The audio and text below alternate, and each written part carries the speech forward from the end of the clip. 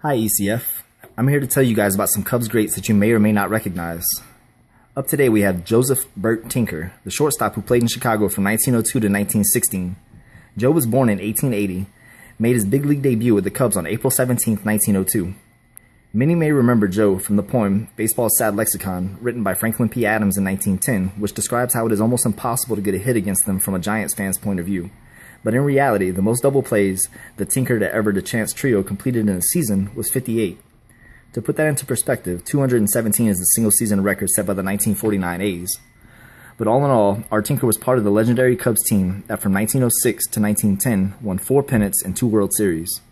The 1906 season brought 116 wins, and the 1907 season 107, which I'd like to point out is 55.5 games above the Redbirds.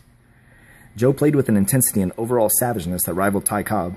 Joe and second baseman Johnny Evers got into a fight mid-game because Joe got a cab and didn't wait for Evers at the hotel. Joe was also involved with fights with Dick Egan, Rabbit Marinville, and Otto Dotchnob. Maybe that's why I like the guy so much. Joe retired in 1916 with a lifetime stat line with a .262 batting average, 31 home runs, a .308 OBP, and a .353 slugging percentage.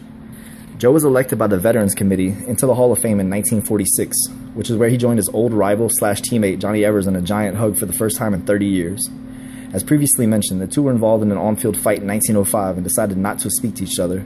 So through all of the wins that the 1906 to 1910 Cubs achieved, the middle infielders didn't even speak to each other, totally opposite of what the 2015 to 2016 Cubs are about.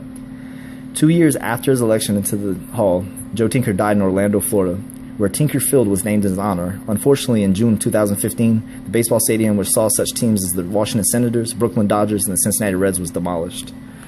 Thank you guys for listening from ECF. Have a great day.